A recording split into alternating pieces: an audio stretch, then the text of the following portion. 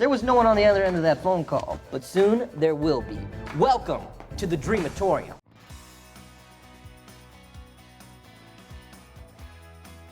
Number 20, Andy's band names. Spread your wings and learn to fly. Horses don't fly. That's why I'm telling him, learn to fly. Andy's dreams of becoming a famous musician have reaped some unfortunate, if hilarious, results. He and his fellow players named their band Scarecrow Boat and had hopes of making it outside of Pawnee. In just a minute, Scarecrow Boat is gonna rock it out. Please be patient while we rock out the equipment setup. In the show proper, they changed it back to Mouse Rat, but that was far from the only switch-up they had in their history.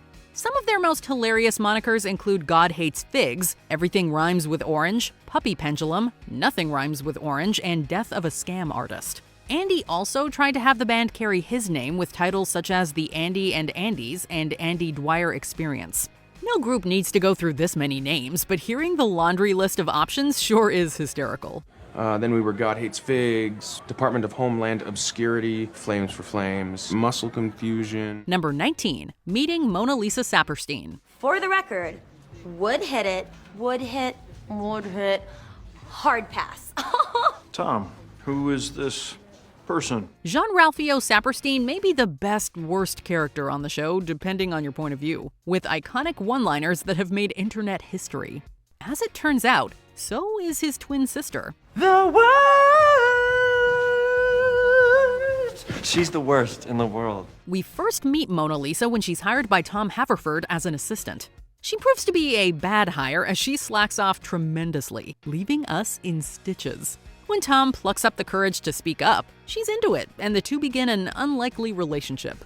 Like her brother, however, her foibles are a source of comic genius. Remember when she and Jean-Ralphio launch into an improvised Don't Be Suspicious song when the latter fakes his death? What would the internet do without you, Mona Lisa? Did I order the what for the what? What are you even talking about right now? Number 18, calzone poisoning. Chris, I'm dying. I was dying earlier today, and then I died. Now I'm dead. There never was a tale of more hysterical woe. Ben Wyatt's obsession with calzones is practically unparalleled, and we're sure they've had many lovely moments together over the years. But, like many tragic love stories, theirs ends in blood, sweat, and, well, indigestion. And I cracked the bottom of the toilet bowl. Oh, God, don't say that. When he finds a wedding caterer that serves mini calzones, it seems like a dream come true. But the higher you rise, the farther you have to fall. And sure enough, he, Chris, and Ron get food poisoning after consuming them. Only Tom is spared, having chosen not to partake. The whole segment is painful. You can practically sense their suffering, leaving us chuckling through tears. We feel for them, but it's too funny to ignore. The calzones betrayed me? Never again, guys. As God is my witness, they're dead to me. Number 17, Ron flees from Tammy 1. If you're gonna stay here, there are 3 rules you need to follow. 1, no talk about Tammy 1. 2, no talk about Ben. 3, no talk. Ron Swanson is a man of sense, order, and foresight. He's prepared for any and all kinds of disasters. So, when he finds out that his ex-wife Tammy, the first one, not the second one, has returned, he wastes no time. Whoa, run! What's going on? My ex-wife Tammy is back. Yeah, I saw her in the courtyard. No, my other ex-wife Tammy. Tammy 1. He pulls Leslie aside, informing her that he's going to use all his accrued 228 personal days to solve this problem. He's not messing around, which makes it all the more humorous. This isn't the last time Ron has trouble with women named Tammy either. Let's not forget that he and Tammy too end up in jail. There's also the drinking contest involving his mom. One thing is for sure, if Ron and Tammy's are involved, it's sure to be a chaotic, entertaining time. Godspeed. Mom! Number 16, Andy's code names. Also, from now on, we'll be using code names. You can address me as Eagle 1. Ann, code name. Been there, done that. April is currently doing that. Here's a bit that's so amusing, it's become a meme. Clearly, Andy's inventiveness with names extends beyond simple band names. A few days after a pie is thrown Leslie's way, Andy, as Burt Macklin, is on the job protecting the city council candidate. Part of his investigation, for some inexplicable but hilarious reason, involves giving the gang code names. These names, however, are not what you would call appropriate. though Andy seems oblivious to that fact as ever. Let's just say that Ben is justifiably relieved to be called Eagle 2. Donna is It Happened Once in a Dream. Chris, codename If I Had to Pick a Dude. Ben is Eagle 2. Oh, thank God. Leslie's codename, though? Clearly, Andy takes honesty to a whole new level. It's priceless. I'd be lying if I said I hadn't thought about it. Is in position. Number 15, Gay Penguin Wedding. Pawnee Zoo recently purchased 2 South African black-footed penguins, Tux and Flipper. And as part of our zoo promotion, we are going to give them a marriage ceremony. Because they mate for life. Love is love, and no one comes to know that better than Leslie Knope. When promoting the Pawnee Zoo, she accidentally mistakes 2 male penguins for a male-female pair and officiates their ceremony. I'm sorry? Tux and Flipper are both boys, so you should have pronounced them husband and husband, technically. That's awesome. Overnight, Leslie wins the approval of Pawnee's queer community. Unfortunately, anti-LGBTQIA+ organizations are less than approving. Eventually, she gets sick of the homophobia and stands by the nuptials. She even ends up driving the penguins to a zoo in Iowa where gay marriage is legal. The core social premise here isn't anything to laugh at, but the penguin plot of it all amps up the comedy. Indeed, it's so nonsensical and absurd, you can't help but giggle. We love an ally, even an accidental one. Oh, look, Six Flags! I should take them on a water slide. They might die, but it would be so cute! Number 14, Burt Macklin and Janet Snakehole. Think about it as role-playing. That makes it sexy. That could be fun. Andy and April make for the most entertaining power couple.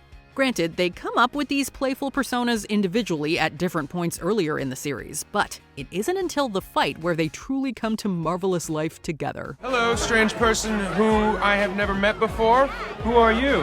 I'm Janet Snakehole. April's Janet Snakehole is a very rich, very fancy woman, but she isn't innocent in this life.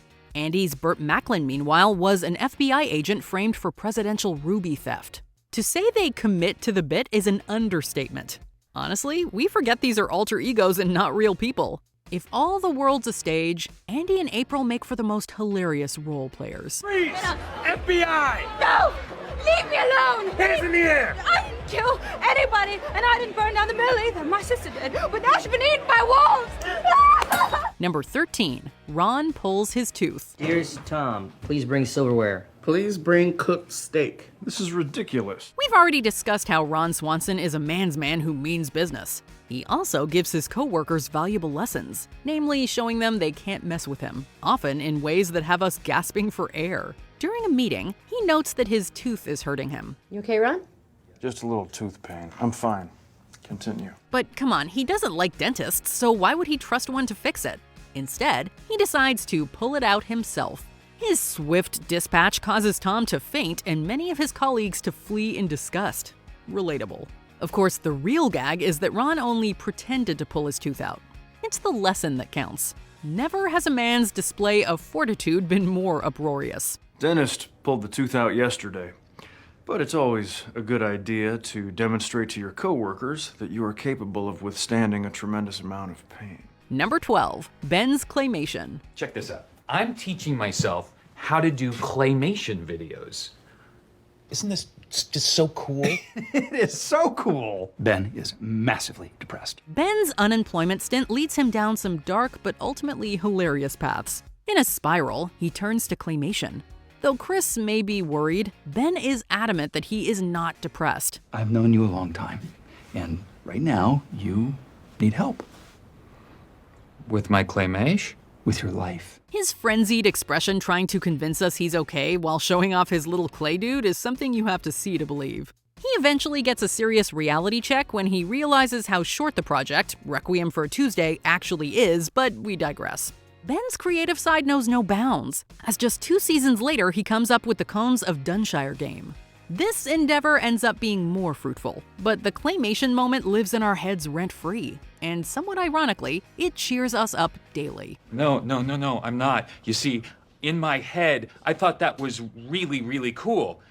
In fact, I emailed Leslie 2 days ago and I compared it to Avatar. Chris? Number 11, Ron on Pawnee Today. Hi, my Yorkshire Terrier has chewed up the legs on my kitchen table. Is there a cheap way to repair that? Great question. Is there anything our man Ron can't do? When Leslie is unable to be on Pawnee Today to promote a fundraiser, he volunteers to fill in for her. He can, after all, speak in full sentences and not cry. Since host Joan becomes rather indisposed, Mr. Swanson once again saves the day with his no-nonsense straight talk and ineffable Ron-ness. Now I will take your calls, apparently. Yes. Hey, Joan, settle a bet for me. Who's the sexiest couple in history? Arpats and K-Stew or Bieber? The ensuing show, You're On with Ron, proves that he could and would make the most hilarious host in another life. He takes people's calls, gives honest advice, and above all, promotes the gala. It's impossible for us to keep a straight face as it unfolds, especially because of his deadpan style. What a trooper. I've seen 3 movies in my life. Bridge on the River Kwai, Patton, and Herbie Fully Loaded. My girlfriend's kids love it. It's pretty funny. Next caller. Number 10. Leslie has network connectivity issues. Is she sick? Are you sick? No. Yeah, she's sick. That's why I'm wearing this and misting myself with hand sanitizer. How can something as simple and seemingly not funny at all as the flu lead to such comic hilarity? Although Leslie gets the flu, this doesn't stop her from trying to perform her duties. With her so insistent on working, Andy tries to look up her symptoms, and his conclusion is unbeatable. Leslie, I typed your symptoms into the thing up here, and it says you could have network connectivity problems. We still burst out laughing whenever we see the scene. It turns out that Chris Pratt improvised this line, which makes it all the more impressive. It's nothing fancy, just pure, unfiltered comedic gold, and exactly the kind of ridiculous thing Andy would say. We're thrilled it was left in the final product. And I would counter with my own question, which is, why is half of your face all swirly? Okay. Number 9. The coffee machine. So, who broke it? I'm not mad, I just want to know. This iconic cold open has become a beloved and oft-referenced Parks and Rec staple, and for good reason. It features another one of Ron's lessons. He begins by asking his co-workers who broke the coffee machine. As Leslie tries to say it was her and others shift blame, the scene dissolves into chaos. It is, however, all going according to Ron's maniacal but hysterical plan. You see, he was the one who broke it, and jumped at the chance to throw a wrench in the office camaraderie. I broke it. It burned my hand, so I punched it. We're dead. The case of the coffee machine showcases everyone's comic talents and personalities, and we achieve maximum hilarity. I predict 10 minutes from now, they'll be at each other's throats with war paint on their faces and a pig head on a stick. Number 8. Tom's food list. Haverfood rule number 6. Never eat anything with the sauce I have to dip myself. Drizzle it on for me. I'm not your maid. If Tom Haverford's personality were boiled down to one word, it would be eccentric. Pessimists see the glass as half empty. Optimists see it as half full, and Tom just wonders why it contains boring old water instead of super water. Forever young, I wanna be forever young. Do you really wanna live forever? These bursts of eccentricity are not uncommon for Tom, but here we're given a special treat with a long cut of goofy names he gives food. The glow in his eyes as he informs the audience of each quote-unquote brilliant nickname is utterly priceless. It's a wonderful display of comedy, making us giggle at every turn. Zerts are what I call desserts. Trays are entrees. I call sandwiches Sammy's, Sandoozles, or Adam Sandler's. Air conditioners are Cool Blasters with a Z. I don't know where that came from. I call cakes big old cookies. Number 7. Elderly sex ed. I have an idea. Let's pretend that we're old people and we can ask Anne our grossest, most perverted sex questions. Parks and Recreation knows how to be sentimental one moment and dive into the finer points of intercourse for elderly folk the next. As this scene makes evident, senior citizen intimacy is a very real thing. Are these old people really having sex with each other? Yeah, what did you think they were doing? I thought we were just talking about it. Apparently, one of the writers decided this phenomenon was a great niche topic to exploit during the sex education episode of the series. We're sorry for anyone who made the mistake of watching this episode with their parents. But for everyone else, the moment was a hilarious treat that, for better or for worse, became forevermore ingrained in our minds. I'm Marshall Langman, and I'm here to say that sex before marriage is never the way. I waited till marriage and then some to do it. If you decide to sin, you'll rue it. Word. Number 6. Tom and Jean-Ralphio give a tour of Entertainment 720. This guy just started a business. He's my friend. It would really help him out. Plus, I'm gonna oversee everything and make sure it goes great. Okay, Tom, we trust you. As we've established, Tom Haverford has a tendency towards eccentricity, and his business venture / complete disaster with Jean-Ralphio perfectly exemplifies this. Their tour reads like a Dos Equis commercial, except instead of listing off crazy stories from their past, the duo lists off ridiculous activities that Entertainment 720 would help accomplish in the future. Why do we keep our petty cash in a clear plastic toilet bowl? I don't know, maybe because we're flush with cash. Only one reasonable question is asked during the entire tour. Shouldn't you focus on building your client base? And it's answered with a simple no. Tom's flair would eventually work for him, but in this instance, it is unrealistic, unfocused, and ultimately, highly amusing. First you set up the pond, then you reel in the fish. Big D, hit me! Uh-oh, uh-oh, uh-oh, uh-oh! Come on! We're living the dream. Number 5, Garth Blundin's Star Wars filibuster. The Pawnee Charter shall not be changed, not today, not ever. Wow. What would a show about government be without a Mr. Smith Goes to Washington-esque filibuster scene? Garth Blundin, played by Patton Oswalt, doesn't see eye to eye with Leslie regarding some outdated Pawnee laws, and he takes to the city forum to stand up for what he believes in. Given Oswalt's self-proclaimed obsession with Star Wars, he was given free rein to describe his vision for Episode 7 in the nearly 9-minute filibuster scene, which we highly recommend viewing uncut. If he holds the reality gem, that means he can jump from different realities. This will be our link to the Marvel Universe from the Star Wars universe. Living in a post-Episode 7 world, it looks like his vision wasn't entirely accurate. But fans of both Star Wars and Parks and Rec have much to enjoy in this impressive rant. We're still not sure how the extras behind Garth are not in stitches. After a beat, Luke says, Darth Vader was my father, but Ben Kenobi was my master, and he cuts Hannibal Lecter in half. Mr. Blundin. Number 4, Leslie finally meets Joe Biden. Oh, just remembered, I kind of got you an engagement present. Is it a waffle tower? I mean, it's a little better than that. Girls growing up in the 80s may have idolized the likes of David Hasselhoff or Harrison Ford, but not Leslie. Her heroes, and at times erotic fantasies, are far more likely to take place on Capitol Hill than the Hollywood Hills. And one silver-haired fox has stood out above the rest to Ms. Nope as the gold standard for men. Welcome. My name just came out of your mouth. Well, yeah, it did. This isn't happening. Thanks to her dutiful husband, Leslie gets a brief chance to interact with Joe Biden, and viewers get the opportunity to laugh at her bewilderment. She speaks just slightly too loudly and answers just a little too quickly when spoken to, and several seasons of built-up love for Joe pay off in this one hilarious scene. Thank you, Mr. Vice President. You're welcome. You don't let anything happen to him, do you understand me? He is precious cargo. Number 3, treat yourself. Donatella. T-Mobile. 3 words for you. Treat yourself. With what is debatably the most quoted adage of the entire series, we're shown that the good life should be accessible to everyone, at least for one day a year.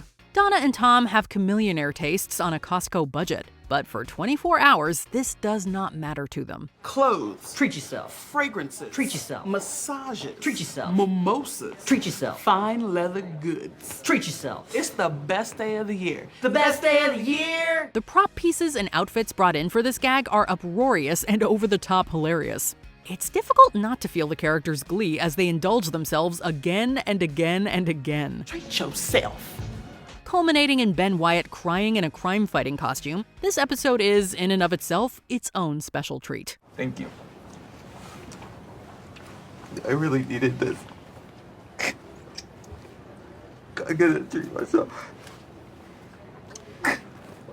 Uh-oh, Batman's crying. Number 2, snake juice. Please, this is important. I'm launching my new high-end Kahlua-style liqueur. Snake juice. Snake juice is another Tom Haverford Jean-Ralphio exclusive, guaranteed to taste great and ensure an even better night. It's often hilarious to see friends you've known for quite some time get hammered in a social setting. And here, we get to see these on-screen comrades get wasted on what's basically rat poison. I believe an ounce of that would literally kill me. Sadly, we weren't given a drunk Donna clip, but the others are hysterical and so on point. In particular, Ron Swanson is at his most memorable whenever he does something that's highly un-Swanson. My name is Ron Swanson.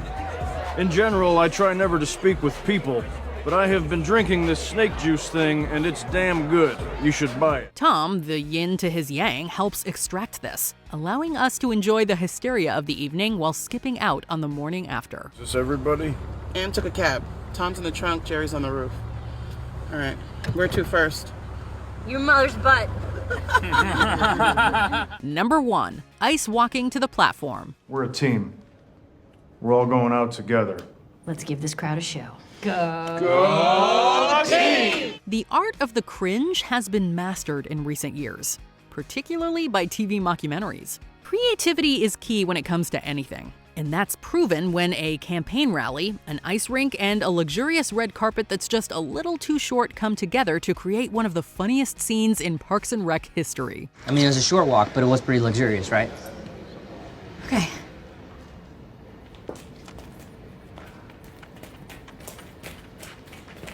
For 2 minutes, we are barraged with prop pieces, adding to the awkwardness. The three-legged dog, the ironic background music, the stage that's erected far too high. Nothing goes horribly wrong, but nothing goes right either.